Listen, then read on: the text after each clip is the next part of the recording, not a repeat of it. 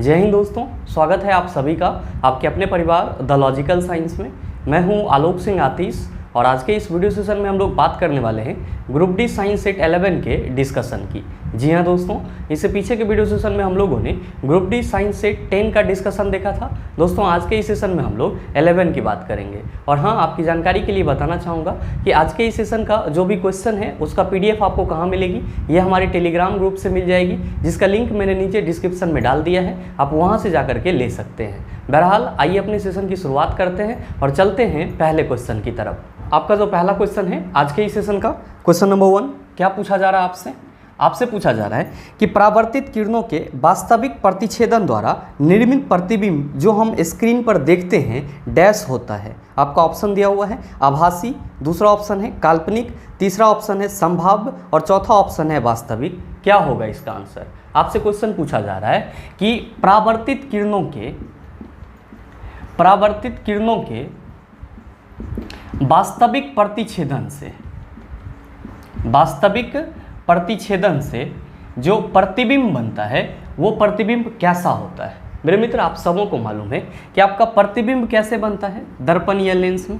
तो आप सभी कहते हैं कि सर दर्पण या लेंस से परावर्तन या अपवर्तन के बाद जिस बिंदु पर परावर्तित किरणें या फिर अपवर्तित किरणें मिलती हुई प्रतीत होती है या पूरी तरह से मिल जाती है, वही बिंदु क्या कहलाता है? तो सर वही बिंदु प्रतिबिंब कहलाता है या फिर इमेज कहलाता है। प्रतिबिंब को ही हम लोग इंग्लिश में क्या कहते हैं? इमेज कहते हैं। आपसे क्वेश्चन पूछा जा रहा है कि परावर्तित किरणों के वास्तविक प्रतिच्छेदन से कौन सा प्रतिबिंब बनेगा। आप सभी कहेंगे सर अगर परावर्तित किरणें वास्तविक रूप से कट रही होगी तो वहां पे हमारा वास्तविक प्रतिबिंब बनेगा। कौन सा प्रतिबिंब बनेगा सर? वास्तविक प्रतिबिंब बनेगा। और वास्तविक प्रतिबिंब को हम लोग क्या कर सकते हैं सर? तो पर्दे पर प्राप्त कर सकते हैं। तो आप बताइए कि आपके इस क्वेश्चन का सही आंसर क्या हो जाएगा? आप सभी कहेंगे sir option number D is the right answer of this question. आप सभी के मन में क्वेश्चन आ रहा होगा कि गुरुजी इमेज कितने प्रकार के होते हैं। हमेशा ध्यान में रखिएगा कि आपका जो प्रतिबिंब होता है ये दो प्रकार के होते हैं। एक होता है आपका वास्तविक प्रतिबिंब और दूसरा होता है आपका काल्पनिक प्रतिबिंब।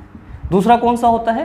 काल्पनिक प्रतिबिंब, जिसको हम लोग आभासी प्रतिबिंब के नाम से भी जानते हैं। और काल्पनिक प्रतिबिंब को हम लोग इंग्लिश में क्या कहते हैं? तो सर इसी को इंग्लिश में हम लोग वर्चुअल इमेज कहते हैं।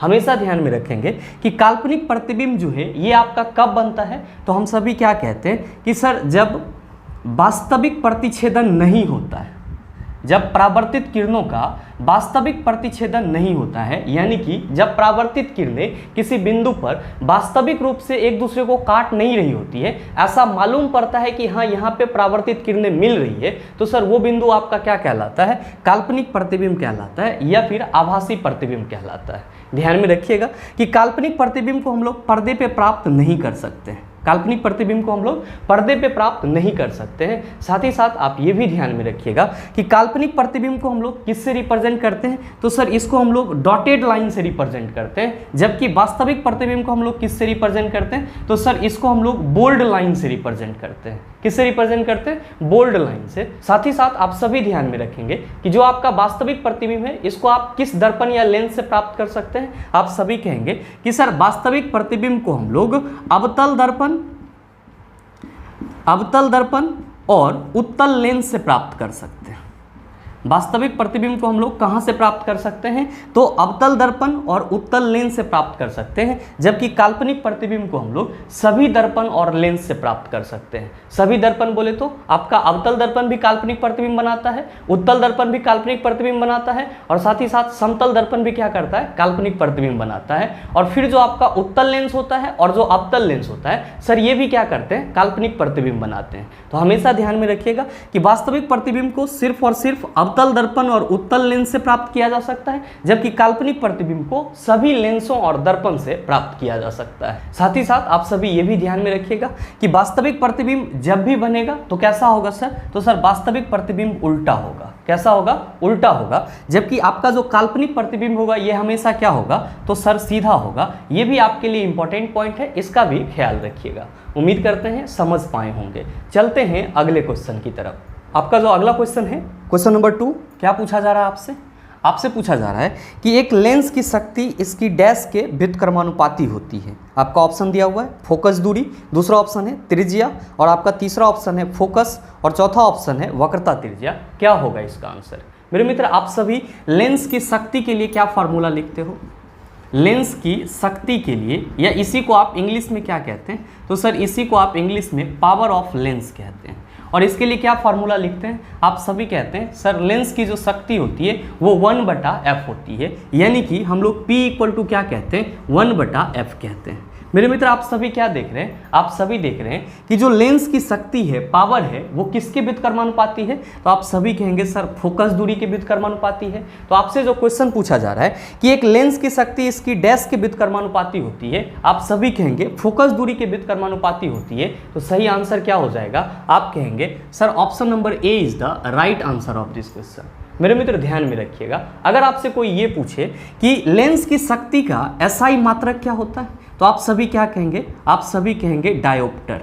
क्या कहेंगे सर? डायोप्टर। और डायोप्टर को हम लोग किससे रिप्रेजेंट करते हैं? तो सर डी से रिप्रेजेंट करते हैं। मेरे मित्र, अगर आपसे ये क्वेश्चन पूछ लिया जाए कि दो लेंस जब आपस में सटा करके रखे गए हैं तो संयुक्त लेंस की क्षमता क्या होगी, तो आप सभी क्या कहेंगे? आप सभी कहेंगे कि सर जब दो लेंस आपस में सटा करके रखे गए हो तब जो संयुक्त लेंस की क्षमता होगी यानी कि P होगी, वो क्या होगी? तो सर दोनों ही लेंस की क्षमता का योग होगा, यानी कि P इक्वल टू क्या हो जाएगा? P1 प्लस P2 हो जाएगा।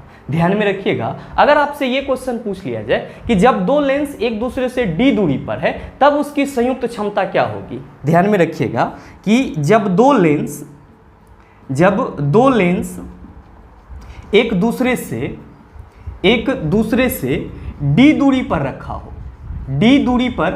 हो तब आपका संयुक्त लेंस की क्षमता क्या होगा? तो आप सभी कहेंगे कि सर जब दो लेंस एक दूसरे से d दूरी पर रखा हो तब जो संयुक्त लेंस की क्षमता होगी वो कितनी होगी?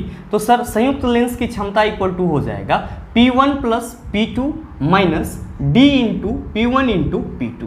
तो हमेशा ध्यान में रखिएगा कि जब दो लेंस एक दूसरे से सटा करके रखा हुआ हो तब उसकी संयुक्त लेंस की क्षमता कितनी होगी? तो P equal to P1 plus P2 होगी। लेकिन अगर दो लेंस एक दूसरे से d दूरी पर रखा हुआ हो तब उसकी संयुक्त क्षमता कितनी होगी? तो आप सभी कहेंगे सर P इक्वल टू हो जाएगा P1 plus P2 minus D into P1 into P2। उम्मीद करते हैं समझ पाए होंगे। चलते हैं अगले क्वेश्चन की तरफ। आपका जो अगला क्वेश्चन है, क्वेश्चन नंबर 3, क्या पूछा जा रहा है आपसे? आपसे पूछा जा रहा है कि एक सर्किट के माध्यम से प्रवाहित होने वाले विद्युत आवेश की मात्रा 300 कूलम होती है। जब 0.5 एम्पियर का प्रवाह विद्युत बल्ब के एक फिलामेंट द्वारा प्रवाहित होता है तो समय ज्ञात करें। आपका ऑप्शन दिया हुआ है 600 सेकेंड, दूसरा ऑप्शन है 6 सेकेंड, तीसरा ऑप्शन है 60 सेकेंड और चौथा ऑप्शन है 6000 सेकेंड। क्या होगा इसका आंसर? आपसे क्वेश्चन पूछा जा रहा है कि किसी सर्किट के माध्यम से कितना आवेश प्रवाहित हो रहा है, तो आप सभी कहेंगे कि सर आवेश को हम लोग Q से रिप्रेजेंट करते हैं और हमारे क्वेश्चन में दिया हुआ है कि 300 कूलम आवेश क्या हो रहा है? प्रवाहित हो रहा है। साथ ही फिर क्या कहा जा रहा है? फिर कहा जा रहा है कि जब 0.5 एम्पियर का प्रवाह विद्युत बल्ब के एक फिलामेंट द्वारा प्रवाहित होता है, जब इस सर्किट के माध्यम से 300 कूलम आवेश प्रवाहित हो रहा है तो इस सर्किट में जो विद्युत बल्ब लगा हुआ है उसके फिलामेंट से 0.5 एम्पियर की धारा प्रवाहित होती है। तो आपसे ये पूछा जा रहा है कि धारा प्रवाहित होने में कितना समय लगेगा। मेरे मित्र, आप सभी क्या कहेंगे कि सर हमारे क्वेश्चन में I इक्वल टू कितना दिया हुआ है? 0.5 एम्पियर दिया हुआ है और हमसे क्या पूछा जा रहा है कि इस धारा को प्रवाहित होने में कितना समय लगेगा, यानी कि T इक्वल टू व्हाट। मैंने आपको पीछे के सेशन में भी बताया था कि सर Q इक्वल टू क्या फार्मूला होता है? तो आप सभी कहते हैं कि सर आवेश इक्वल टू विद्युत धारा इंटू समय होता है, यानी कि Q इक्वल टू क्या होता है? IT होता है। या आप ये भी कहते हैं कि विद्युत धारा और समय के गुणनफल को हम लोग क्या कहते हैं? आवेश कहते हैं। मेरे मित्र, जब आप सभी ये कह रहे हैं कि Q इक्वल टू IT होता है तो आपके क्वेश्चन में Q भी दिया हुआ है और I भी दिया हुआ है, तो इससे T ना निकल जाएगा? आप कहेंगे सर बिल्कुल निकल जाएगा और T इक्वल टू क्या हो जाएगा? आप कहेंगे सर Q बटा I हो जाएगा। मेरे मित्र आपके क्वेश्चन में आवेश कितना है, आप कहेंगे सर 300 कूलम है। विद्युत धारा कितना है, तो 0.5 एम्पियर है। तो लीजिए यहाँ पे हम लोग 0.5 लिख दे रहे हैं। यहाँ से जब हम पॉइंट हटाएंगे तो ऊपर क्या हो जाएगा सर, एक जीरो बढ़ जाएगा और आप सभी कहेंगे कि सर ये हो जाएगा 605 3000, यानी कि आवेश कितना देर में प्रवाहित होगा, आप कहेंगे सर 600 सेकेंड में। तो आप बताइए कि सही आंसर क्या हो जाएगा, आप सभी कहेंगे sir option number A is the right answer of this question. उम्मीद करते हैं समझ पाए होंगे। चलते हैं अगले क्वेश्चन की तरफ। आपका जो अगला क्वेश्चन है, क्वेश्चन नंबर 4, क्या पूछा जा रहा है आपसे, आपसे पूछा जा रहा है कि R equal to R1 into R2 बटा R1 प्लस R2 सूत्र किसका घोतक है। आपका ऑप्शन दिया हुआ है श्रेणी संबंधन, दूसरा ऑप्शन है समांतर संयोजन, तीसरा ऑप्शन है सेतु संबंधन और चौथा ऑप्शन है रेखीय संयोजन। क्या होगा इसका आंसर, आपसे क्वेश्चन पूछा जा रहा है। ये जो फॉर्मूला दिया हुआ है R equal to R1 into R2 बटा R1 प्लस R2, ये आपका किस संयोजन का फॉर्मूला है। मेरे मित्र आप सभी को मालूम है कि प्रतिरोध को हम लोग कितने तरीके से जोड़ते हैं, प्रतिरोध को हम लोग कितने तरीके से जोड़ते हैं, आप सभी कहते हैं सर 2 तरीके से जोड़ते हैं। कौन कौन सा है वो तरीका, तो आप कहते हैं सर प्रतिरोध को हम लोग श्रेणीक्रम जिसको हम लोग सीरीज कॉम्बिनेशन बोलते हैं, और साथ ही समांतर क्रम में जोड़ते हैं जिसको हम लोग क्या कहते हैं, पैरेलल कॉम्बिनेशन कहते हैं। यानी कि प्रतिरोध जो है वो आपका 2 मेथड से जोड़ा जाता है। एक आपका क्या कहलाता है, सीरीज कॉम्बिनेशन कहलाता है जिसको आप श्रेणी क्रम समूहन कहते हैं, और दूसरा आपका क्या कहलाता है, पैरेलल कॉम्बिनेशन कहलाता है जिसको आप क्या कहते हैं, समांतर क्रम समूहन कहते हैं। मेरे मित्र श्रेणी क्रम समूहन में आप प्रतिरोध को कैसे जोड़ते हैं, तो आप सभी कहते हैं कि सर एक प्रतिरोध का जो अगला भाग होता है दूसरे प्रतिरोध के पिछले भाग के साथ जोड़ दिया जाता है। यानी कि ये जो आपका प्रतिरोध यहाँ पे R1 और R2 है, ये आपका किस क्रम में जुड़ा हुआ है, आप सभी कहेंगे सर ये श्रेणी क्रम में जुड़ा हुआ है। लेकिन जब हम लोग समांतर क्रम में जोड़ने की बात करते हैं तो क्या कहते हैं कि सर समांतर क्रम में जो प्रतिरोध जुड़ता है वो कुछ इस तरह से जुड़ता है। सारे प्रतिरोध क्या होते हैं सर, एक साथ जुड़े हुए रहते हैं और सब क्या होते हैं, एक टर्मिनल से अटैच होता है, और ये यहाँ पे R1 हो जाता है और ये क्या हो जाता है आपका R2 हो जाता है। ये आपका क्या है, श्रेणी क्रम समूहन, और ये क्या है सर, समांतर क्रम समूहन। मेरे मित्र आप सभी श्रेणी क्रम में जोड़ने के लिए समतुल प्रतिरोध के लिए क्या सूत्र लिखते हो, आप सभी कहते हो कि सर RS इक्वल टू क्या हो जाता है, R1 प्लस R2 हो जाता है। RS इक्वल टू क्या हो जाता है, R1 प्लस R2 हो जाता है। और इसी तरह से अगर आपके पास और भी प्रतिरोध रहते हैं तो उसको आप जोड़ते चले जाते हो। जब आप समांतर क्रम में समतुल प्रतिरोध की बात करते हो तो आप कहते हो सर 1/RP इक्वल टू क्या होता है, 1/R1 प्लस 1/R2 होता है। मेरे मित्र ध्यान से देखिएगा, यहाँ पे आप सभी क्या कह रहे हैं कि सर 1/RP इक्वल टू क्या होता है, 1/R1 प्लस 1/R2 होता है। जब आप इसी को और अच्छे से जोड़ने का कोशिश करेंगे तो आपको कौन सा फार्मूला मिल जाएगा, तो सर ये फार्मूला मिल जाएगा। आप कहेंगे सर इसको अच्छे से कैसे जोड़ा जाएगा, मेरे मित्र ध्यान दीजिएगा, आप सभी कह रहे हैं कि 1/RP इक्वल टू क्या होता है, 1/R1 प्लस 1/R2। जब आप इसका एलसीएम लेंगे तो आप सभी क्या कहेंगे, आप सभी कहेंगे सर ये R1 इंटू R2 हो जाएगा, ये R1 से ये R1 कैंसिल हो जाएगा तो R2 बच जाएगा। तो लीजिए यहाँ पे हम R2 लिख दे रहे हैं, और ये R2 से आपका ये R2 कैंसिल हो जाएगा तो क्या बच जाएगा, आप कहेंगे सर R1 बच जाएगा। यानी कि आप कह सकते हैं सर 1/RP इक्वल टू कितना हो जाएगा, R2 plus R1/R1 into R2। लेकिन आपको समतुल प्रतिरोध निकालना है, किसमें सर, समांतर क्रम में। तो आप सभी कहेंगे कि सर ये जो हमारा फॉर्मूला यहाँ पे आया है इसको हम लोग ऐसे भी लिख सकते हैं, RP इंटू क्या, R2 plus R1 equal to क्या लिख सकते हैं हम लोग, R1 इंटू R2 लिख सकते हैं। साथ ही जब हम लोग RP इक्वल टू कहेंगे तो क्या कहेंगे, R1 इंटू R2 बटा R2 प्लस R1। देखिए आपका यही फार्मूला कहाँ पे लिखा हुआ है, आपके क्वेश्चन में लिखा हुआ है। तो आप सभी क्या कहेंगे, आप सभी कहेंगे कि सर ये जो सूत्र है वो प्रतिरोधों का किस क्रम में जुड़ाव है, आप कहेंगे समांतर क्रम में जुड़ाव है। तो आप बताइए कि सही आंसर क्या हो जाएगा, आप सभी कहेंगे sir option number B is the right answer of this question. उम्मीद करते हैं समझ पाए होंगे। चलते हैं अगले क्वेश्चन की तरफ। आपका जो अगला क्वेश्चन है, क्वेश्चन नंबर 5, क्या पूछा जा रहा है आपसे, आपसे पूछा जा रहा है कि एक साधारण चुंबक किसे आकर्षित नहीं करता है। आपका ऑप्शन दिया हुआ है लोहा, गिलेट, कांसा, स्टील। क्या होगा इसका आंसर, मेरे मित्र आप सभी कहेंगे कि सर हम सबों ने बचपन से पढ़ा है कि कांसा जो है वो चुंबक के द्वारा आकर्षित नहीं होता है। तो हमारे इस क्वेश्चन का सही आंसर क्या हो जाएगा, आप सभी कहेंगे sir option number C is the right answer of this question. आप सभी के मन में क्वेश्चन आ रहा होगा कि सर चुंबकीय पदार्थ कितने प्रकार के होते हैं। हमेशा ध्यान में रखिएगा कि चुंबकीय पदार्थ 3 प्रकार के होते हैं। चुंबकीय पदार्थ कितने प्रकार के होते हैं? 3 प्रकार के होते हैं। कौन कौन सा? तो आप सभी कहेंगे कि सर पहला होता है प्रतिचुंबकीय पदार्थ। पहला कौन सा होता है? प्रतिचुंबकीय पदार्थ। दूसरा कौन सा होता है आपका? अनुचुंबकीय पदार्थ। दूसरा कौन सा होता है? अनुचुंबकीय पदार्थ। और आपका तीसरा होता है लोह चुंबकीय पदार्थ। तीसरा कौन सा होता है? लोह चुंबकीय पदार्थ। तो जब भी आपसे कोई ये पूछे कि चुंबकीय पदार्थ कितने प्रकार के होते हैं, आप सभी कहेंगे 3 प्रकार के, प्रतिचुंबकीय, अनुचुंबकीय और लोह चुंबकीय। आप सभी के मन में आ रहा होगा कि सर ये प्रतिचुंबकीय क्या होगा? मेरे मित्र हमेशा ध्यान में रखिएगा कि प्रतिचुंबकीय पदार्थ वे पदार्थ होते हैं जिसको आप चुंबकीय क्षेत्र में रखेंगे तो उस पर चुंबकीय बल जो लगेगा वो क्या होगा सर? तो सर विपरीत दिशा में लगेगा। या आप सीधे तौर पे ये कह सकते हैं कि वैसा पदार्थ जो चुंबक से आकर्षित नहीं होता है क्या कहलाएगा? प्रतिचुंबकीय पदार्थ कहलाएगा। और आप कहेंगे सर इसका एग्जाम्पल क्या हो सकता है? आप सबों को मालूम है कि सर सोना, चांदी, तांबा, ये सब क्या होते हैं सर? प्रतिचुंबकीय होते हैं। क्यों? क्योंकि ये सब के सब चुंबक से आकर्षित नहीं होते हैं। साथ ही जब हम लोग अनुचुंबकीय की बात करते हैं तो हम लोग क्या कहते हैं कि वैसा पदार्थ जो चुंबकीय क्षेत्र में रखे जाने पर मामूली रूप से चुंबकित होता है। यानी कि वैसा पदार्थ जिसको आप चुंबकीय क्षेत्र में रखेंगे तो उसमें बहुत ही कम आकर्षण होगा, यानी कि उसको चुंबक बहुत कम आकर्षित कर पाएगा। उस टाइप के पदार्थ को आप क्या कहेंगे? तो सर अनुचुंबकीय कहेंगे। और अनुचुंबकीय पदार्थ का एग्जाम्पल कौन होता है? तो आप सभी कहेंगे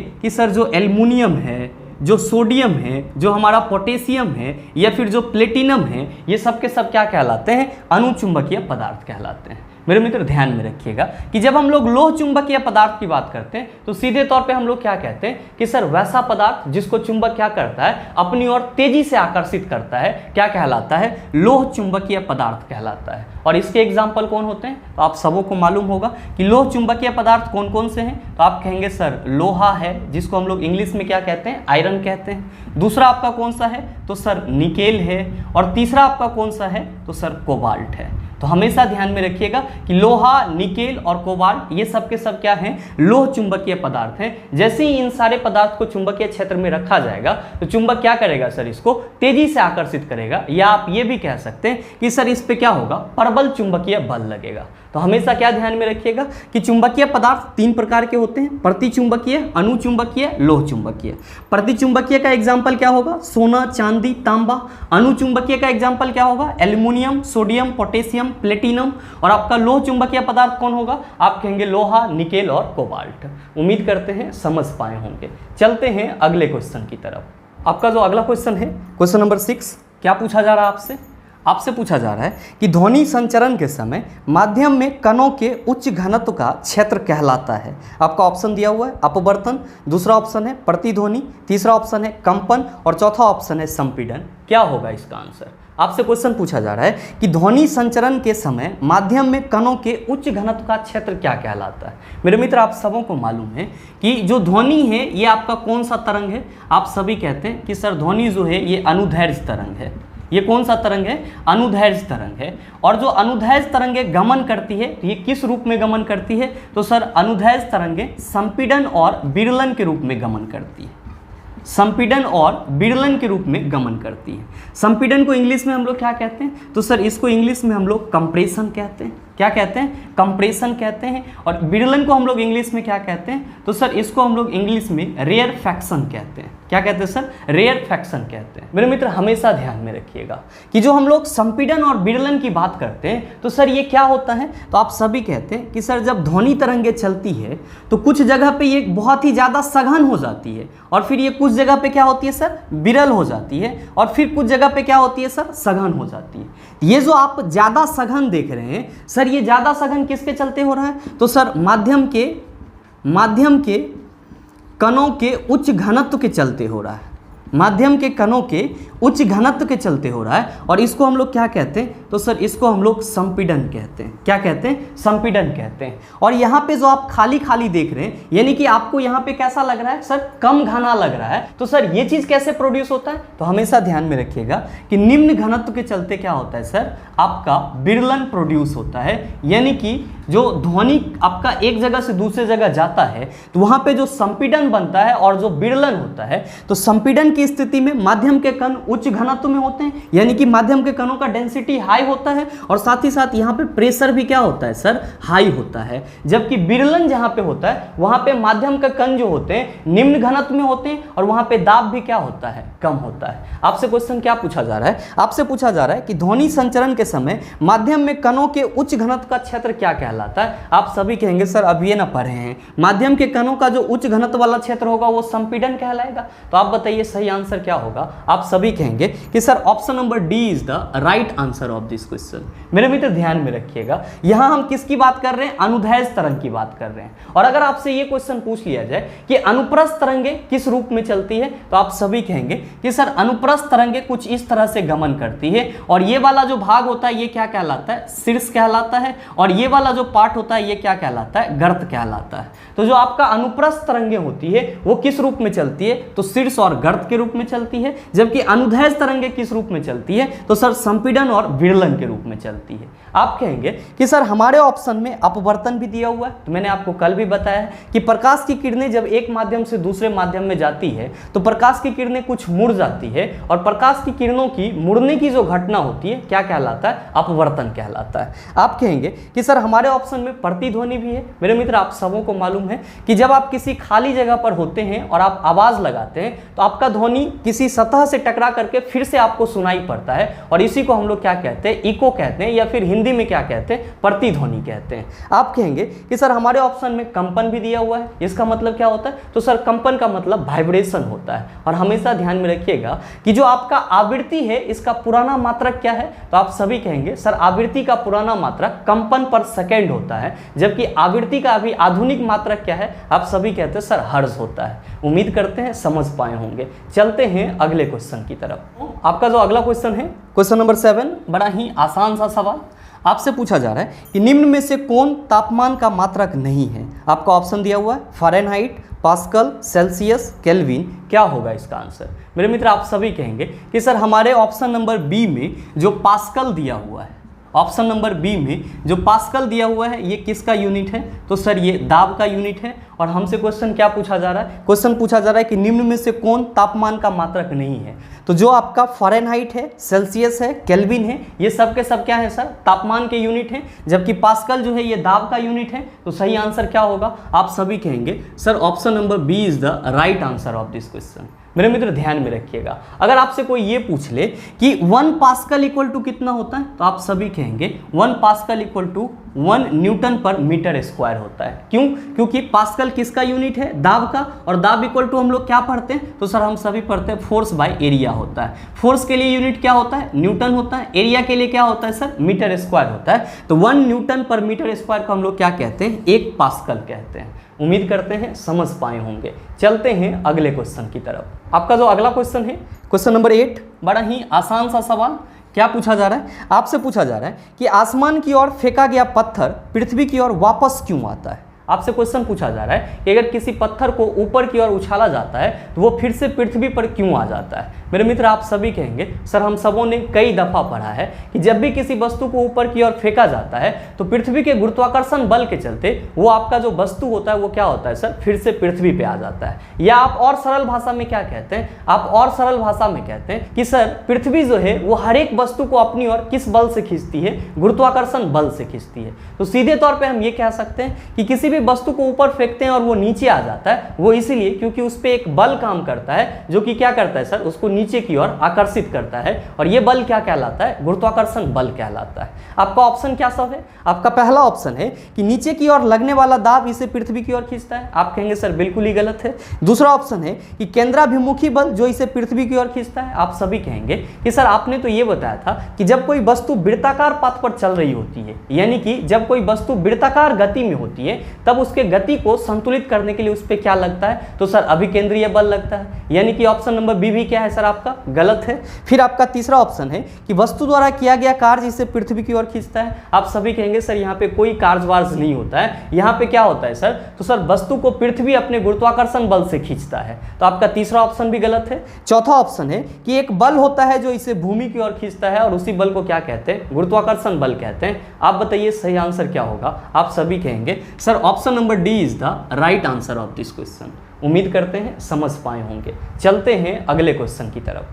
आपका जो अगला क्वेश्चन है क्वेश्चन नंबर 9, बड़ा ही आसान सा क्वेश्चन आपसे पूछा जा रहा है कि पृथ्वी की सतह द्रव्यमान m और त्रिज्या r पर गुरुत्वाकर्षण के कारण त्वरण डैश के अनुपातिक होता है। आपका ऑप्शन दिया हुआ है m/r², दूसरा ऑप्शन है m/r, तीसरा ऑप्शन है mr और चौथा ऑप्शन है m²/r। क्या होगा इसका आंसर? मेरे मित्र, मैंने इस चीज़ को आपके ग्रेविटेशन वाले टॉपिक में भी बताया है। आप सभी ने क्या देखा था कि पृथ्वी के गुरुत्वीय त्वरण को हम लोग किससे रिप्रेजेंट करते हैं? तो सर स्मॉल g से रिप्रेजेंट करते हैं। और इसके लिए फॉर्मूला क्या होता है? तो आप सभी कहते हैं सर कैपिटल G me/re² होता है। अच्छा, ये me क्या है सर? तो मास ऑफ अर्थ है, इसी को हम लोग क्या कहते हैं? पृथ्वी का द्रव्यमान कहते हैं। और ये re क्या है सर? तो आप सभी कहेंगे सर ये पृथ्वी की त्रिज्या है, और इंग्लिश में क्या कहते हैं? रेडियस ऑफ अर्थ कहते हैं। आपसे क्वेश्चन क्या पूछा जा रहा है? आपसे क्वेश्चन पूछा जा रहा है कि पृथ्वी की सतह द्रव्यमान m और त्रिज्या r पर गुरुत्वाकर्षण के कारण त्वरण डैश के अनुपातिक है। आप सभी क्या कहेंगे? m/r² के अनुपातिक है। किसके अनुपातिक है सर? m/r² के अनुपातिक है। तो आपके इस क्वेश्चन का सही आंसर क्या हो जाएगा? आप कहेंगे sir option number A is the right answer of this question. मेरे मित्र, हमेशा ध्यान में रखिएगा कि पृथ्वी की सतह पर g का वैल्यू कितना होता है? तो सर पृथ्वी की सतह पर g का वैल्यू 9.8 मीटर पर सेकेंड स्क्वायर होता है। आप सभी के मन में चल रहा होगा कि गुरुजी ये कैपिटल G क्या है? तो ध्यान में रखिएगा, इसी को हम लोग क्या कहते हैं? तो सर इसी को हम लोग गुरुत्वाकर्षण स्थिरांक कहते हैं। इसी को हम लोग क्या कहते हैं? गुरुत्वाकर्षण स्थिरांक कहते हैं। और सर इसका वैल्यू कितना होता है? तो सर इसका वैल्यू होता है 6.67 × 10⁻11 न्यूटन मीटर स्क्वायर पर kg स्क्वायर। ध्यान में रखिएगा कि गुरुत्वीय त्वरण के मान में जगह बदलने से परिवर्तन होता है, जबकि आपका जो गुरुत्वाकर्षण स्थिरांक है इसके मान में कोई परिवर्तन नहीं होता है, ये हमेशा फिक्स होता है। साथ ही ध्यान में आप ये भी रखिएगा कि अगर आपसे ये क्वेश्चन पूछ लिया जाए कि पृथ्वी की सतह से ऊपर जाने पर जो बदला हुआ g का मान होगा वो कितना होगा, तो आप सभी कहेंगे कि सर पृथ्वी के सतह से ऊपर जाने पर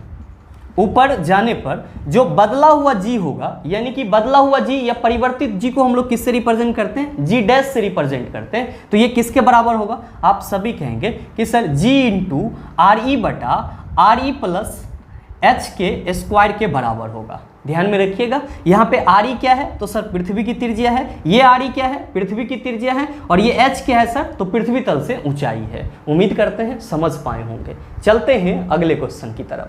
आपका जो अगला क्वेश्चन है क्वेश्चन नंबर 10, बड़ा ही आसान सा सवाल। ये भी क्या पूछा जा रहा है कि किसी निकाय को एक समान वृत्तीय गति में चलाने में लगने वाले आवश्यक नियत बल को डैश कहा जाता है। आपका ऑप्शन दिया हुआ है अपकेंद्रीय बल, दूसरा ऑप्शन है गुरुत्वाकर्षण बल, तीसरा ऑप्शन है अभिकेंद्रीय बल और चौथा ऑप्शन है यांत्रिक बल। आपसे क्वेश्चन पूछा जा रहा है कि वृत्तीय गति में अगर कोई सिस्टम चल रहा होता है तो उसके गति को चलाने के लिए कौन सा बल आवश्यक रूप से जरूरी होता है? हमेशा ध्यान में रखिएगा। और मैंने अभी जस्ट भी आपको बताया है क्या कि सर जब भी कोई वस्तु वृत्ताकार गति में क्या होती है सर? गति कर रही होती है, तब वस्तु के गति को संतुलित करने के लिए इस पे कौन सा बल लगता है? तो सर अभिकेंद्रीय बल लगता है। या वृत्ताकार गति में चलने के लिए आपका कौन सा बल आवश्यक होता है? आप सभी कहेंगे सर अभिकेंद्रीय बल आवश्यक होता है, सेंट्रीपिटल फोर्स आवश्यक होता है। तो आपसे जो क्वेश्चन पूछा जा रहा है उसका सही आंसर क्या होगा? आप कहेंगे सर ऑप्शन नंबर सी हो जाएगा। मेरे मित्र ध्यान में रखिएगा कि ये जो आपका अभिकेंद्रीय बल है ये किधर लगता है? तो आप सभी कहेंगे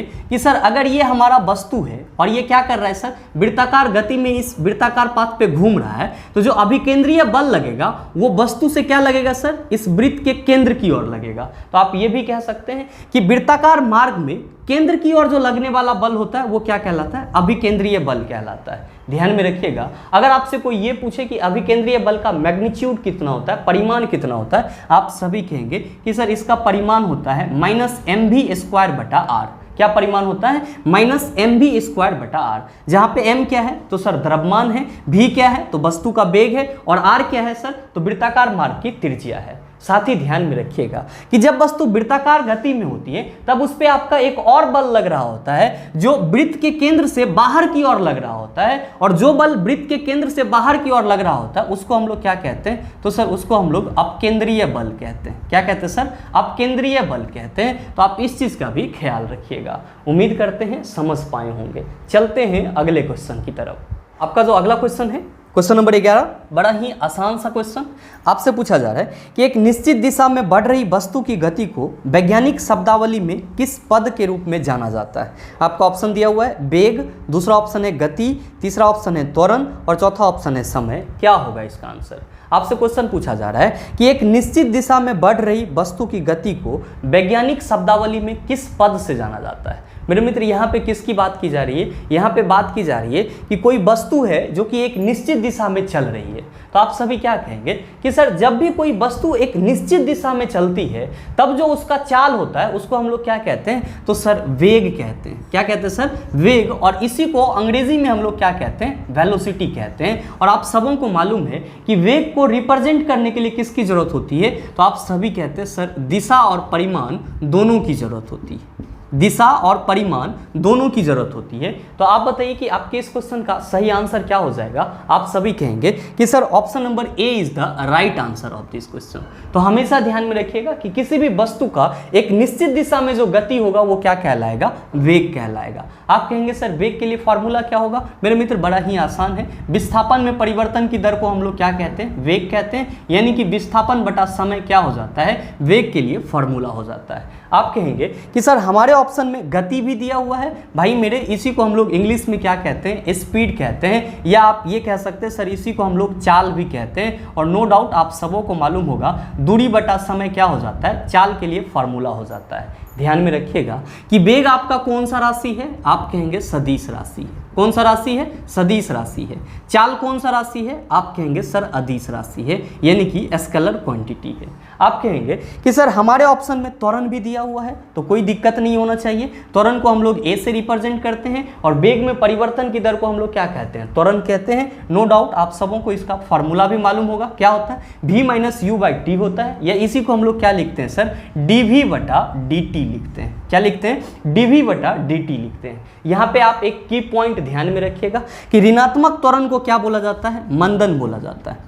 ऋणात्मक त्वरण को क्या बोला जाता है? तो सर ऋणात्मक त्वरण को मंदन बोला जाता है। और मंदन को ही हम लोग इंग्लिश में क्या कहते हैं? डी एसेलरेशन कहते हैं या फिर रिटार्डेशन कहते हैं। क्या कहते हैं सर? डी एसेलरेशन या फिर रिटार्डेशन कहते हैं। आप कहेंगे कि सर हमारे ऑप्शन में समय भी दिया हुआ है, तो नो डाउट आप सबों को मालूम होगा कि समय का ऐसा यूनिट क्या होता है? आप सभी कहते हैं सर सेकेंड होता है। और समय आपका कौन सा राशि है? आप सभी कहते हैं कि सर समय जो है ये आधारी राशि है। कौन सा राशि है? आधारी राशि है। उम्मीद करते हैं समझ पाए होंगे। चलते हैं अगले क्वेश्चन की तरफ। आपका जो अगला क्वेश्चन है, क्वेश्चन नंबर 12, क्या पूछा जा रहा है आपसे? आपको एक समीकरण दिया गया है। समीकरण है P4O10 प्लस H2O। रिएक्ट करके क्या बना ले रहा है? H3PO4 बना ले रहा है। क्वेश्चन क्या कहा जा रहा है कि समीकरण पर ध्यान दें, इस अभिक्रिया में जल के आवश्यक कण डैश होंगे। आपका ऑप्शन दिया हुआ है 2, दूसरा ऑप्शन है 6, तीसरा ऑप्शन है 8 और चौथा ऑप्शन है 4। क्या होगा इसका आंसर? मेरे मित्र, आपसे क्वेश्चन पूछा जा रहा है कि ये जो P4O10 है जब H2O के साथ रिएक्ट कर ले रहा है तो क्या बना ले रहा है? H3PO4 बना ले रहा है। तो आपसे ये पूछा जा रहा है कि इस अभिक्रिया में वाटर के कितने मॉलिक्यूल्स हैं, यानी कि वाटर के कितने अणु हैं। आप सभी कहेंगे कि सर पहले ये बताओ ये हमारा कौन सा कंपाउंड है? ध्यान में रखिएगा, इसी को हम लोग क्या कहते हैं? तो सर इसी को हम लोग फास्फोरस पेंटोऑक्साइड कहते हैं। क्या कहते हैं? फास्फोरस पेंटोऑक्साइड कहते हैं। फास्फोरस पेंटोऑक्साइड जब वाटर के साथ रिएक्ट करता है तो क्या बना लेता है? आप सभी कहेंगे कि सर हम लोग कल भी पढ़े हैं कि H3PO4 को क्या कहते हैं? फास्फोरिक एसिड कहते हैं। क्या कहते हैं सर? इसको हम लोग फास्फोरिक एसिड कहते हैं। इसका मतलब ये हुआ कि जब फास्फोरस पेंटोऑक्साइड वाटर के साथ रिएक्ट करेगा तो क्या बना लेगा? फास्फोरिक एसिड बना लेगा। आपसे पूछा जा रहा है कि इस रिएक्शन में वाटर के कितने मॉलिक्यूल्स हैं। मेरे मित्र, आप सभी कहेंगे कि सर ये चीज़ आएगा कैसे, हमको कैसे पता चलेगा? जहाँ भी आपसे इस टाइप का क्वेश्चन पूछा जाए तो आप सभी क्या करेंगे? रासायनिक समीकरण को संतुलित कर लेंगे। क्या करेंगे सर? इस रासायनिक समीकरण को संतुलित कर लेंगे और आपको आंसर मिल जाएगा। आप कहेंगे सर कैसे? तो ध्यान दीजिएगा, आपका समीकरण क्या है? P4O10 प्लस H2O क्या बना ले रहा है सर? H3PO4 बना ले रहा है। आप सबों को मालूम है कि जब भी हम लोग रासायनिक समीकरण को संतुलित करते हैं तो किस कंपाउंड से शुरुआत करते हैं? तो सर जो बड़ा कंपाउंड होता है उससे शुरुआत करते हैं। आप सभी देख पा रहे होंगे कि अभिकारक के साइड में बड़ा कंपाउंड आपको कौन नजर आ रहा होगा? तो फास्फोरस पेंटोऑक्साइड नजर आ रहा होगा, जबकि प्रतिफल साइड में तो आपका एक ही कंपाउंड है। ध्यान दीजिएगा कि यहाँ पे आप क्या देख रहे हैं कि फास्फोरस के 4 परमाणु हैं, जबकि प्रतिफल साइड में आपका फास्फोरस के कितने परमाणु हैं? सर 1 परमाणु है। आप सभी कहेंगे कि सर अगर हम लोग इधर 4 लगा दें,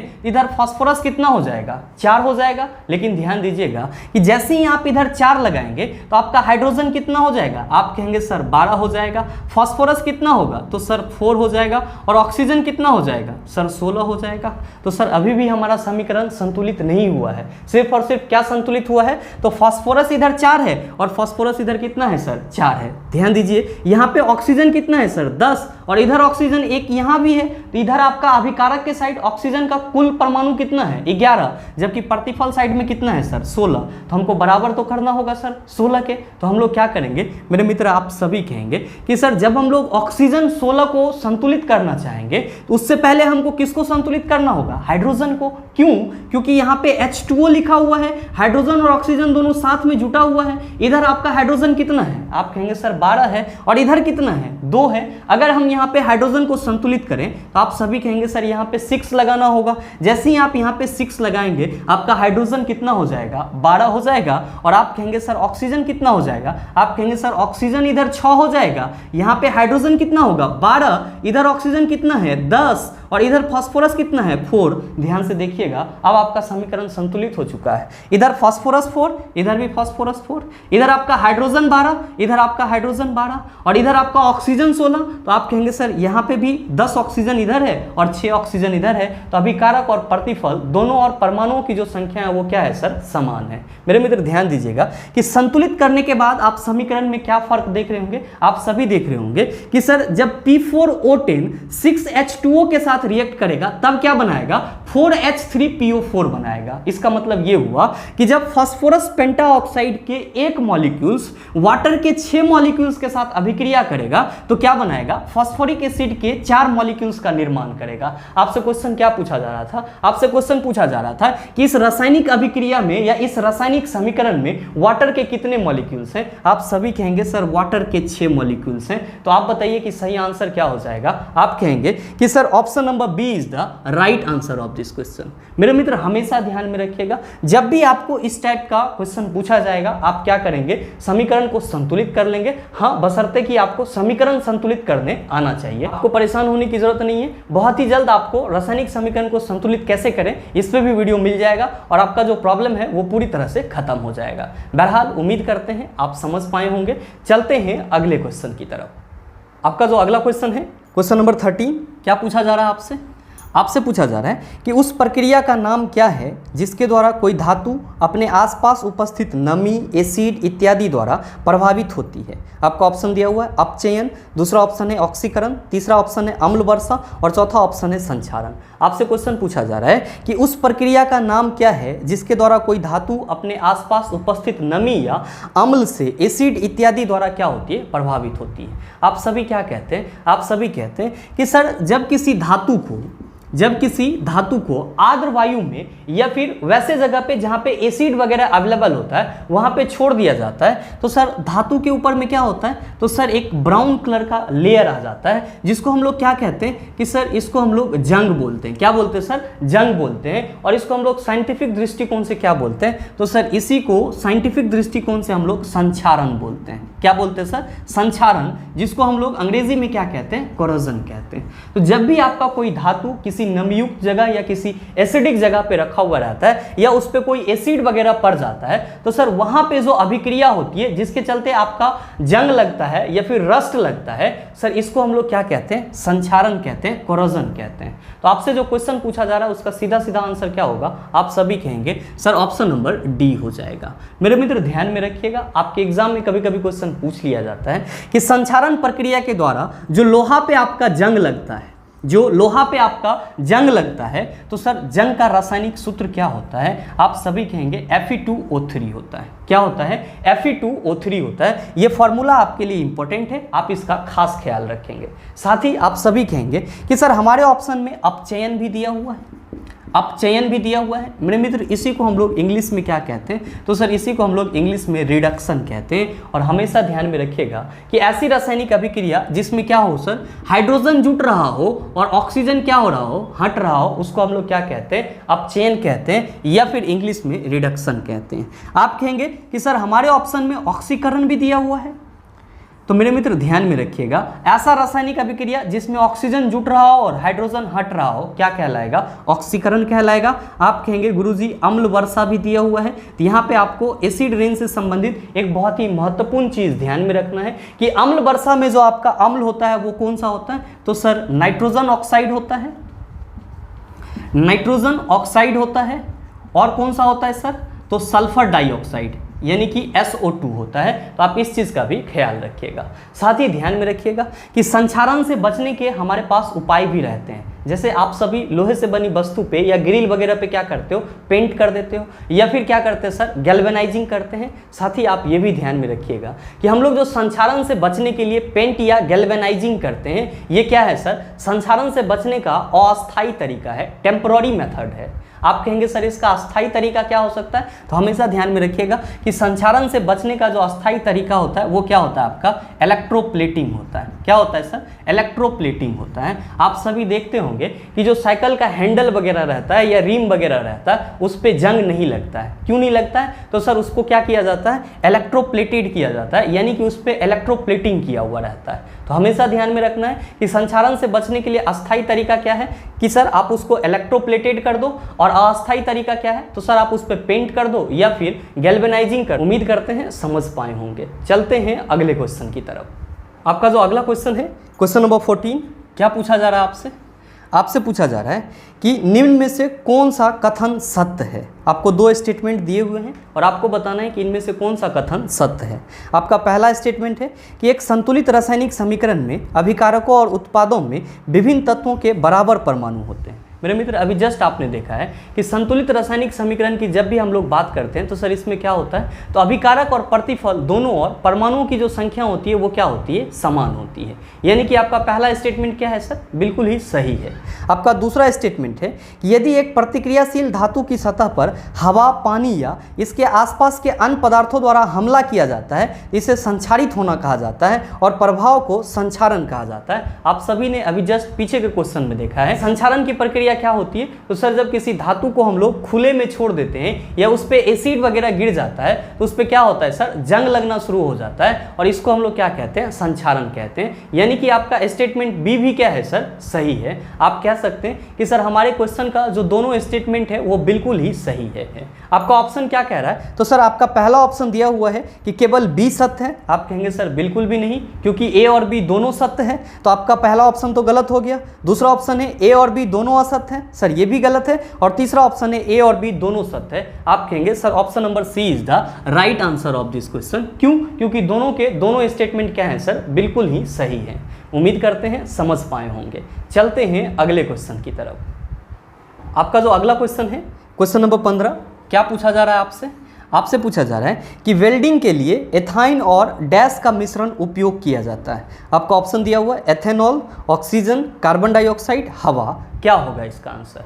वेल्डिंग आप सभी समझ रहे होंगे, और आपसे क्वेश्चन पूछा जा रहा है कि जो हम लोग वेल्डिंग करते हैं उसमें एथाइन के साथ और कौन सा गैस मिक्स करते हैं। आप सभी कहेंगे कि पहले तो ये बताओ सर कि ये एथाइन क्या होता है। मेरे मित्र इसी को हम लोग एसिटिलीन कहते हैं। क्या कहते हैं? एसिटिलीन कहते हैं। एक्चुअली एसिटिलीन का IUPAC नेम, एसिटिलीन का IUPAC नेम क्या होता है? तो सर एथाइन होता है, और इसका सूत्र क्या होता है? तो C2H2 होता है। आपसे क्वेश्चन पूछा जा रहा है कि वेल्डिंग के लिए एथाइन के साथ और कौन से गैस को मिक्स किया जाता है। आप सभी कहेंगे कि सर हम लोगों ने पढ़ा है कि वेल्डिंग के लिए किसका उपयोग किया जाता है, तो ऑक्सी एसिटिलीन का उपयोग किया जाता है। यानी कि ऑक्सी एसिटिलीन जो होता है उसमें क्या क्या रहता है, तो सर एसिटिलीन रहता है जिसको हम लोग एथाइन भी बोलते हैं, और साथ ही क्या रहता है सर, ऑक्सीजन रहता है। मेरे मित्र ध्यान में रखिएगा कि ये जो आपका एथाइन और ऑक्सीजन का मिश्रण होता है इसको हम लोग कौन सा वेल्डिंग बोलते हैं, तो सर इसको हम लोग ऑक्सी एसिटिलीन वेल्डिंग बोलते हैं। कौन सा वेल्डिंग बोलते हैं सर, ऑक्सी एसिटिलीन वेल्डिंग बोलते हैं। तो आपसे जो क्वेश्चन पूछा जा रहा है उसका सही आंसर क्या हो जाएगा, आप सभी कहेंगे कि sir option number B is the right answer of this question. मेरे मित्र ध्यान में रखिएगा, अगर आपसे कभी कोई ये पूछ दे कि एसिटिलीन का फॉर्मूला क्या होता है, तो आपको घबराना नहीं है। सर C2H2 किसका फॉर्मूला होता है, तो सर एसिटिलीन का फॉर्मूला होता है, और एसिटिलीन का ही IUPAC नेम क्या होता है, इथाइन होता है। आप कहेंगे सर IUPAC का फुल फॉर्म क्या होता है, तो ध्यान में रखिएगा इसका फुल फॉर्म होता है international international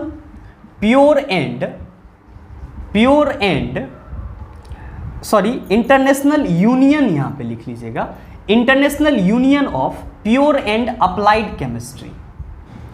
international union of pure and applied chemistry. कभी कभी आपके एग्जाम में IUPAC का फुल फॉर्म पूछ लिया जाता है, तो आप इसका भी ख्याल रखिएगा। उम्मीद करते हैं समझ पाए होंगे। चलते हैं अगले क्वेश्चन की तरफ।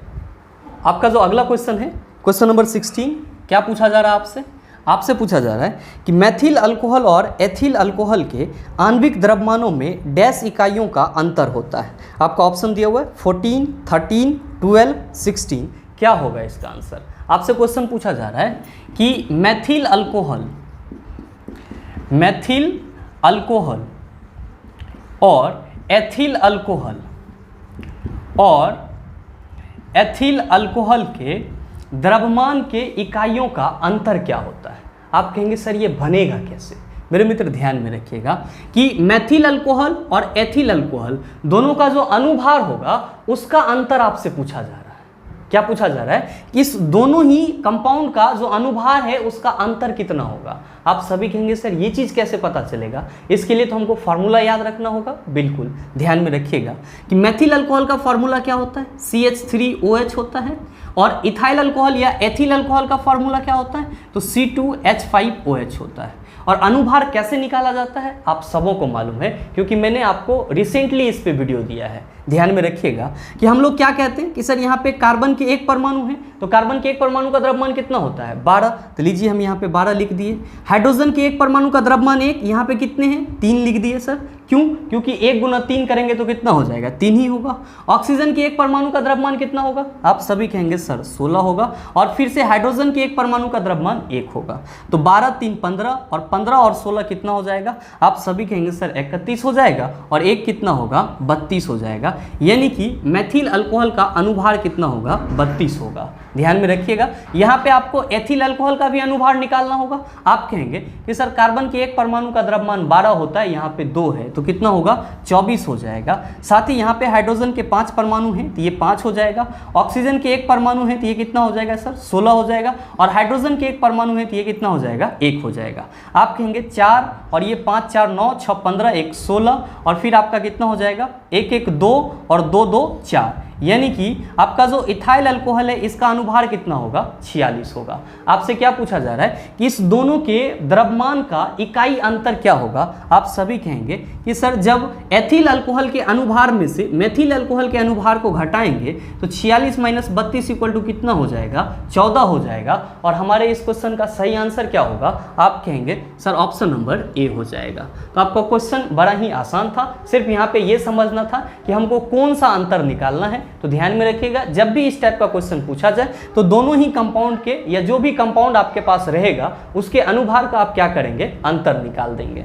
उम्मीद करते हैं समझ पाए होंगे। चलते हैं अगले क्वेश्चन की तरफ। आपका जो अगला क्वेश्चन है क्वेश्चन नंबर 17, बड़ा ही आसान सा सवाल।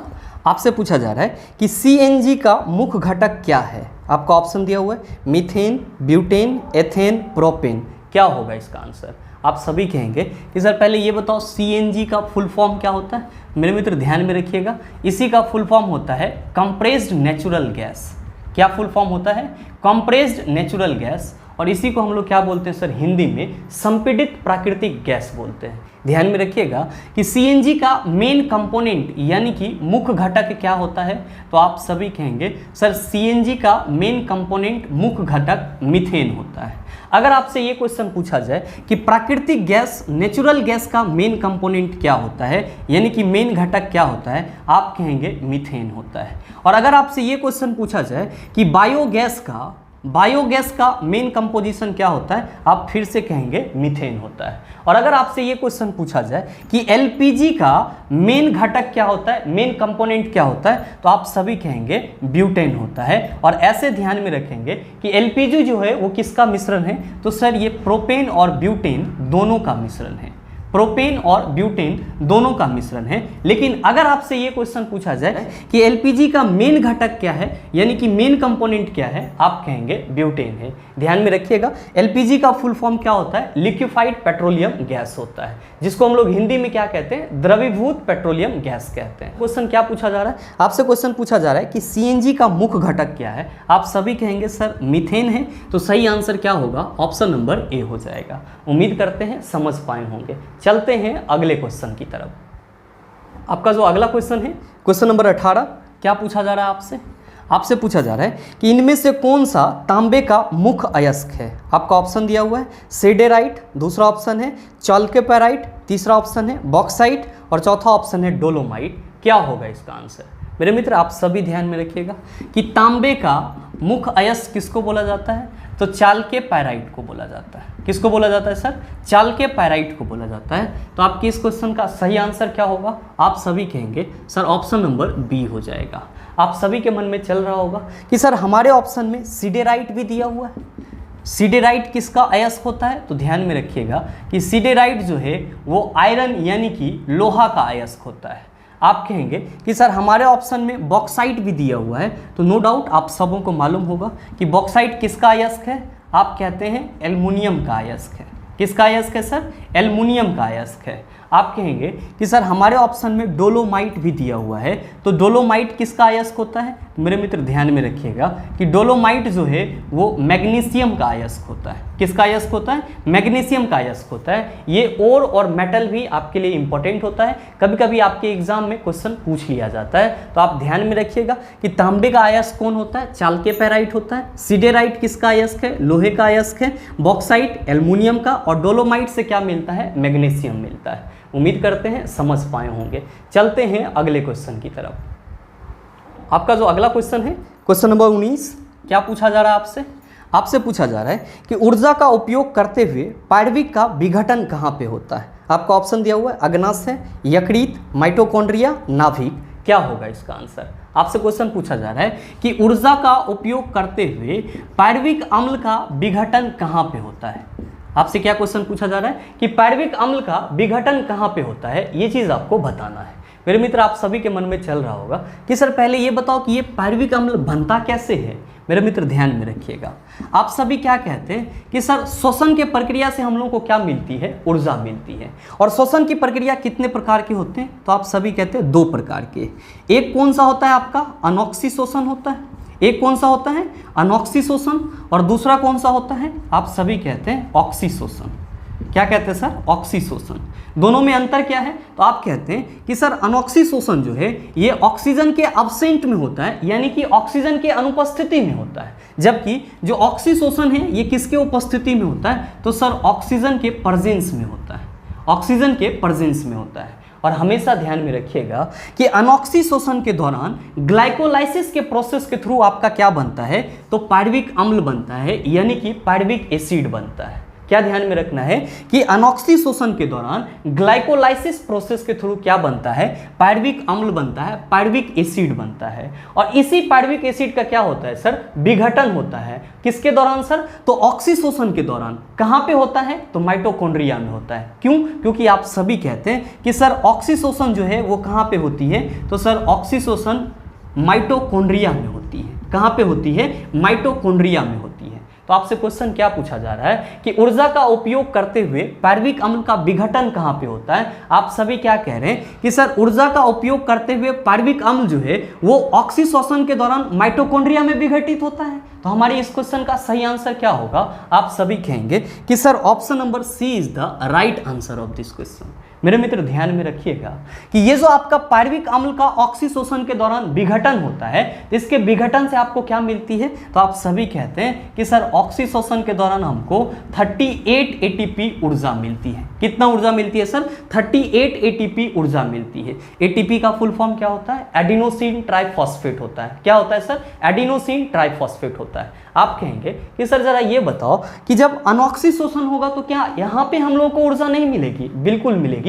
यहाँ पे जो आपको ऊर्जा मिलेगी वो क्या होगा सर, ऑक्सीशोषण से कम होगा। आप कहेंगे कितना कम होगा, तो ध्यान में रखिएगा कि अनऑक्सीशोषण के दौरान आपको शुद्ध रूप से कितना ऊर्जा मिलती है, तो 2 एटीपी मिलती है। कितना मिलती है सर, 2 एटीपी मिलती है। ओटीपी मत समझिएगा, इसको हम लोग एडिनोसिन ट्राइफॉस्फेट कहते हैं। ध्यान में रखिएगा, आप सभी के मन में चल रहा होगा कि गुरुजी जब ऑक्सीशोषण की प्रक्रिया माइटोकॉन्ड्रिया में होती है तो ये बताओ कि अनऑक्सीशोषण की प्रक्रिया कहां पे होगी। मेरे मित्र ध्यान में रखिएगा कि अनऑक्सीशोषण की प्रक्रिया कोशिका द्रव में होती है। कहां पे होती है, कोशिका द्रव में होती है। ये भी आपके लिए एक इंपॉर्टेंट पॉइंट हो जाता है। साथ ही ध्यान में रखिएगा कि अनऑक्सीशोषण के दौरान कौन सी आपका प्रोसेस होता है, ग्लाइकोलाइसिस होता है। जबकि ऑक्सीशोषण के दौरान जो आपको 38 एटीपी ऊर्जा मिलती है ये किस प्रक्रिया के थ्रू, तो सर क्रेब्स साइकिल के थ्रू, यानी कि क्रेब चक्र के थ्रू।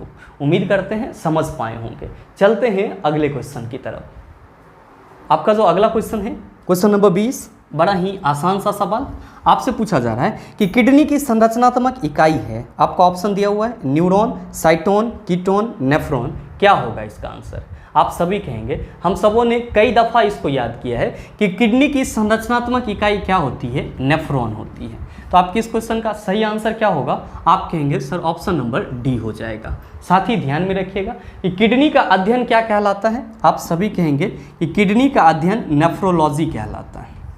क्या कहलाता है, नेफ्रोलॉजी कहलाता है। और किडनी को ही हम लोग हिंदी में क्या कहते हैं, ब्रिक कहते हैं। और इसका काम क्या होता है, तो सर इसका काम होता है रक्त को प्यूरिफाई करना, शुद्ध करना। आप कहेंगे कि सर हमारे ऑप्शन में न्यूरॉन भी दिया हुआ है, तो ये आपके तंत्रिका तंत्र का हिस्सा है। और साथ ही साथ साइटोन जो है वो भी तंत्रिका तंत्र का हिस्सा है। आप कहेंगे सर कीटोन, तो सर कीटोन हम लोग केमिस्ट्री में पढ़ते हैं। उम्मीद करते हैं समझ पाए होंगे। चलते हैं अगले क्वेश्चन की तरफ। आपका जो अगला क्वेश्चन है, क्वेश्चन नंबर 21, बड़ा ही आसान सा सवाल। ये भी आपसे पूछा जा रहा है कि नेत्र में प्रवेश करने वाले प्रकाश की मात्रा को किसके द्वारा नियंत्रित किया जाता है। आपका ऑप्शन दिया हुआ है पुतली, कॉर्निया, रेटिना, श्वेत पटल। क्या होगा इसका आंसर, आप सभी कहेंगे कि सर हमारे आंख में जो प्रकाश जाती है वो किसके द्वारा नियंत्रित होती है, आइरिस के थ्रू नियंत्रित होती है। और आइरिस को ही हम लोग हिंदी में क्या कहते हैं, तो सर पुतली बोलते हैं। तो आप बताइए कि सही आंसर क्या होगा, आप कहेंगे सर ऑप्शन नंबर ए हो जाएगा।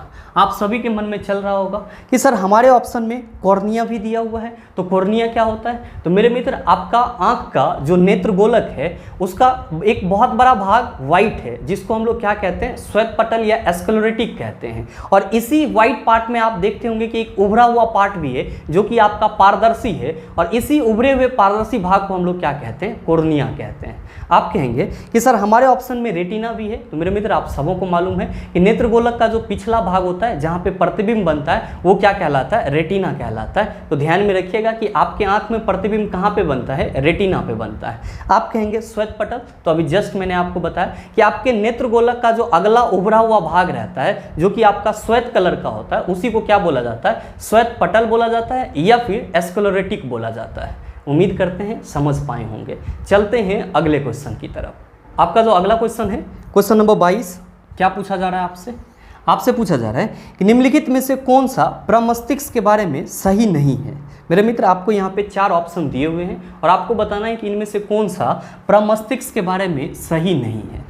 आप में से बहुत सारे मित्र कहेंगे कि सर पहले तो ये बताओ कि प्रमस्तिष्क कहाँ पे होता है और ये किसका भाग है।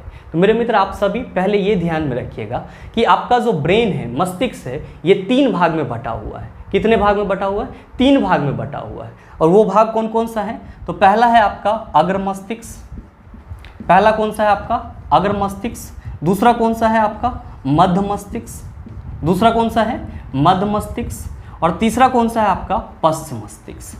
तीसरा कौन सा है आपका पश्च मस्तिष्क। ध्यान में रखिएगा कि जो आपका अग्र मस्तिष्क है इसका दो भाग होता है और एक भाग आपका क्या कहलाता है सर, प्रमस्तिष्क कहलाता है। क्या कहलाता है, प्रमस्तिष्क। और दूसरा भाग क्या कहलाता है सर, डाइंसोफेनॉल कहलाता है, डाइंसोफेलॉन कहलाता है।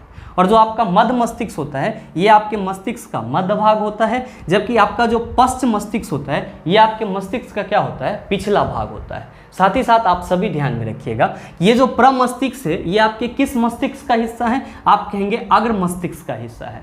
साथ ही आपके एग्जाम में कभी कभी ये भी क्वेश्चन पूछ लिया जाता है कि अनुमस्तिष्क किस मस्तिष्क का हिस्सा होता है, तो ध्यान में रखिएगा कि पश्च मस्तिष्क का हिस्सा कौन होता है, तो सर अनुमस्तिष्क होता है। कौन होता है, अनुमस्तिष्क होता है। ये जो आपका प्रमस्तिष्क है ये क्या होते हैं सर, तो सर ये मस्तिष्क का सबसे बड़ा भाग माना जाता है। तो अब आप सभी क्या कहेंगे, आप सभी कहेंगे कि ये जो हमारा प्रमस्तिष्क है ये किसका हिस्सा है, तो हमारे अगले मस्तिष्क का हिस्सा है। अब आइए आप अपने क्वेश्चन पे, क्वेश्चन क्या पूछा जा रहा है कि निम्नलिखित में से कौन सा प्रमस्तिष्क के बारे में सही नहीं है। आपका पहला ऑप्शन है इसमें दो भाग होते हैं जिन्हें प्रमस्तिष्क गोलार्ध कहा जाता है। बिल्कुल सही है सर कि आपके प्रमस्तिष्क में दो भाग होते हैं जिसको हम लोग क्या कहते हैं, मस्तिष्क गोलार्ध कहते हैं। तो आपका पहला ऑप्शन सही है। दूसरा ऑप्शन है यह मस्तिष्क का सबसे बड़ा भाग होता है और लगभग 80% होता है। अभी जस्ट मैंने भी आपको बताया ये जो आपका प्रमस्तिष्क है ये मस्तिष्क का सबसे बड़ा भाग माना जाता है। तो आपका दूसरा ऑप्शन भी सही है। और तीसरा ऑप्शन है यह मस्तिष्क का अग्र, शीर्ष और पार्श्व भाग बनाता है। यह कथन भी आपका बिल्कुल ही सही है क्योंकि आपके मस्तिष्क का जो अग्र और जो बीच वाला और जो आपका पार्श्व भाग होता है ये किसके द्वारा तैयार होता है, प्रमस्तिष्क के द्वारा तैयार होता है। और आपका चौथा ऑप्शन है प्रमस्तिष्क मांसपेशियों की गतिविधि का समन्वयन करता है, जो कि बिल्कुल ही गलत है। मांसपेशियों का समन्वयन किसके थ्रू होता है, तो सर अनुमस्तिष्क के थ्रू होता है, जो कि किसका हिस्सा है, तो पश्च मस्तिष्क का हिस्सा है। आपसे क्वेश्चन क्या पूछा जा रहा है कि निम्नलिखित में से कौन सा प्रमस्तिष्क के बारे में सही नहीं है। आप सभी क्या कहेंगे कि सर ऑप्शन नंबर डी प्रमस्तिष्क के बारे में सही नहीं है। उम्मीद करते हैं समझ पाए होंगे। चलते हैं अगले क्वेश्चन की तरफ। आपका जो अगला क्वेश्चन है क्वेश्चन नंबर 23, क्या पूछा जा रहा है आपसे, आपसे पूछा जा रहा है कि प्रजनन ऊतकों का परिपक्व होना शुरू हो जाने पर समान रूप से शरीर का विकास कम होने लगता है। किशोरावस्था की इस स्थिति को डैश कहा जाता है। आपका ऑप्शन है स्वतंत्रता, दूसरा ऑप्शन है परिपक्वता, तीसरा ऑप्शन है यौवन, चौथा ऑप्शन है माहवारी। क्या होगा इसका आंसर। आपसे क्वेश्चन पूछा जा रहा है कि प्रजनन ऊतकों का परिपक्व होना शुरू हो जाने पर समान रूप से शरीर का विकास कम होने लगता है और किशोरावस्था के इस उम्र को क्या कहा जाता है। मेरे मित्र आप सभी क्या कहेंगे कि सर जब हम लोग एडोलसेंस एज को पार करते हैं तो हमारे बॉडी के अंदर अजीब सा परिवर्तन होना शुरू हो जाता है। हमारे प्यूबिक एरिया में हेयर आना शुरू हो जाता है, साथ ही साथ आर्मपिट में हेयर आना शुरू हो जाता है, दाढ़ी मूछें आनी शुरू हो जाती है और हम लोग का जो रिप्रोडक्टिव ग्लैंड्स होता है वो पूरी तरह से क्या होता है सर, मैच्योर होना शुरू हो जाता है। ध्यान में रखिएगा कि ये जो स्टेज होता है इस स्टेज को हम लोग क्या बोलते हैं, तो सर इसी स्टेज को हम लोग यौवन बोलते हैं। क्या बोलते हैं, यौवन बोलते हैं। तो आप बताइए कि सही आंसर क्या होगा। आप सभी कहेंगे सर ऑप्शन नंबर सी हो जाएगा। आप कहेंगे कि सर हमारे ऑप्शन में माहवारी भी दिया हुआ है, तो ये क्या होता है। ध्यान में रखिएगा इसी को इंग्लिश में हम लोग क्या कहते हैं, इसी को हम लोग इंग्लिश में मेंस्ट्रुअल साइकिल कहते हैं। क्या कहते हैं सर, मेंस्ट्रुअल साइकिल कहते हैं। सर किस में होता है, तो गर्ल्स में होता है।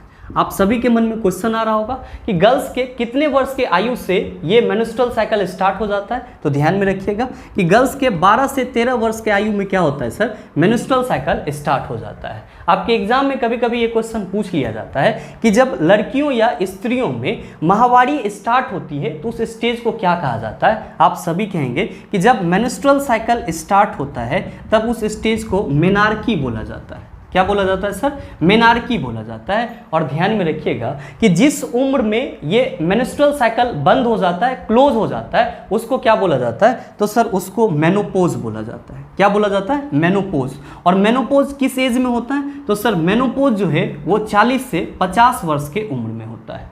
उम्मीद करते हैं समझ पाए होंगे। चलते हैं अगले क्वेश्चन की तरफ। आपका जो अगला क्वेश्चन है क्वेश्चन नंबर 24, मैंने आपको कई बार बताया है। आपसे पूछा जा रहा है कि गर्भाशय में भ्रूण को पोषण प्रदान करने वाले ऊतक हैं। आपका ऑप्शन दिया हुआ है विली, दूसरा ऑप्शन है ओविडक्ट, तीसरा ऑप्शन है फैलोपियन ट्यूब और चौथा ऑप्शन है प्लेसेंटा। मेरे मित्र हमेशा ध्यान में रखिएगा कि गर्भाशय में भ्रूण को जो पोषण प्रदान करने वाला ऊतक होता है उसको क्या बोला जाता है, तो सर उसको गर्भनाल बोला जाता है। जिसको हम लोग इंग्लिश में क्या कहते हैं, तो सर इसी को हम लोग इंग्लिश में प्लेसेंटा कहते हैं। तो आपसे जो क्वेश्चन पूछा जा रहा है उसका सही आंसर क्या होगा, आप सभी कहेंगे sir option number D is the right answer of this question. आप कहेंगे कि सर हमारे ऑप्शन में विली भी दिया हुआ है। मेरे मित्र ध्यान में रखिएगा कि विली का हिंदी क्या होता है सर, ये तो ऐसे ही आपका हिंदी प्रोनाउंसिएशन में अंग्रेजी शब्द लिखा हुआ है और इसको अंग्रेजी में हम लोग VILLI लिखते हैं। तो सर इसका शुद्ध हिंदी होता है रसांकुर। क्या होता है, रसांकुर। ये कहाँ मिलता है, तो सर आपके छोटी आंत के इलियम में मिलता है, छोटी आंत के इलियम में मिलता है। और इसका काम क्या होता है, तो सर इसका काम होता है पचे हुए भोजन का अवशोषण करना।